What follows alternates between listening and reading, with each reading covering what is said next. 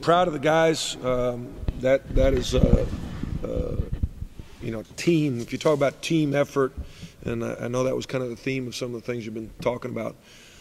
When you have 10 guys play 9 minutes or more and everyone scores, that's team effort. And I really thought a key stretch of the game was when we had Ryan, Jalen, and Cannon in, 3 freshmen.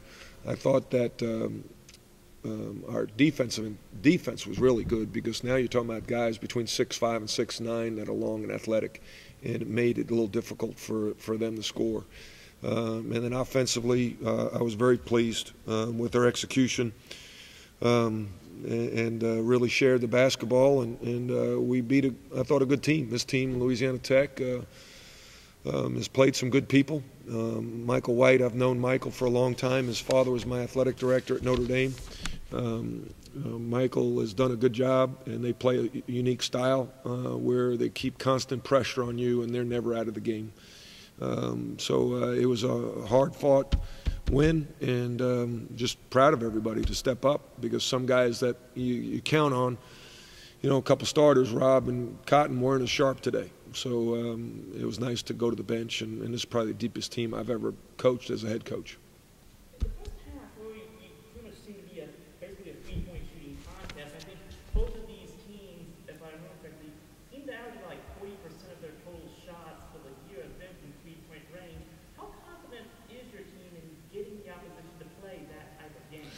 Well, we think that they're more of a dribble penetration team, so I think that might have given them the opportunity to shoot more threes, especially number 2.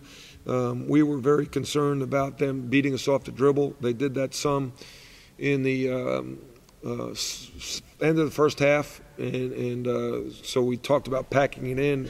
As a result, I think 2 got loose for some threes. As for us, we don't go out and say we're going to go shoot threes. We want to get layups.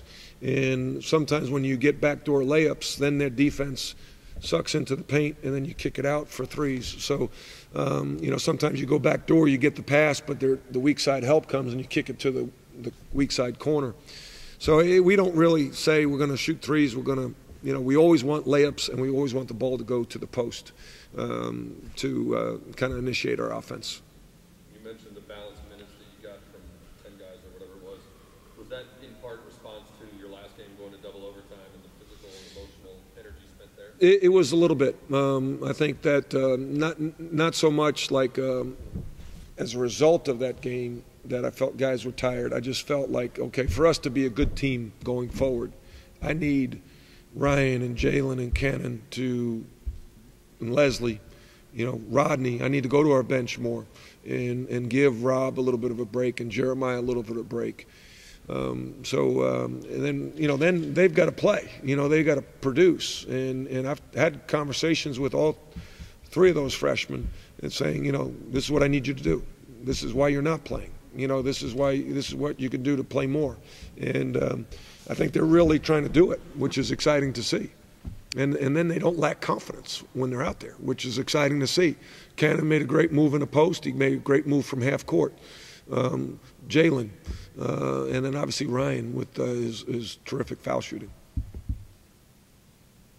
Are you seeing them sort of grow up? I thought they grew up big time today.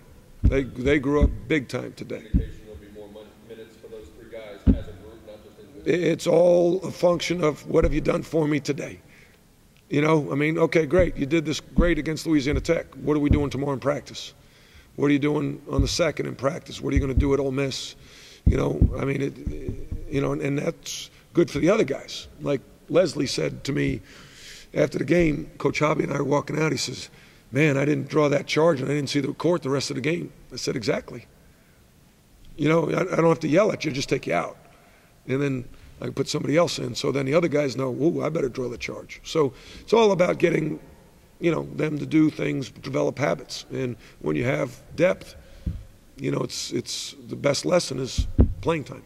Against Oklahoma State, Jeremiah played most of the second half and brought in Ryan for a couple spots here and there, but alternating them. Tonight you had an extended period with both of them on the floor. What prompted you to go to that 2-point I felt that I felt that our two guards at the time, when they were taking the ball out of Jeremiah's hands, were not confident with the ball, and that made me nervous. So I decided to put Ryan and Jeremiah in to have 2 point guards. So if they take the ball out of Jeremiah's hands, I'm confident with Ryan's ability to bring the ball up the court, and so I just decided to stick with it. Not just Jeremiah, but both with 9 assists combined for both Sam Marcus and Paxovich. How confident you that both your guards can find open guys and they'll knock down? Well, I think you just touched on 2 guys that can really pass the ball. I mean, in the last 2 games, Loesch, which is the nickname for Alexi, his backdoor pass he threw to Cotton against Oklahoma State was unbelievable. Then he threw another pass to Cotton today that was kind of cross court in front of our bench. He has great vision and understanding passing angles, so I'm very confident that he can pass the basketball. I guess there was one concern that came in the second half. It seemed like right there, Louisiana Tech tried to really run the ball and push it. Yep. Was there any concern about transition? No question. Yeah, sure. I got on our guys, especially our guards. When the shot goes up, they've got to get to the paint and not celebrate. And so I felt that one player in particular in the first and the second half gave up easy dunks because he didn't get back. So transition defense is huge in every game, but especially when you're playing a team like Louisiana Tech that likes to push it.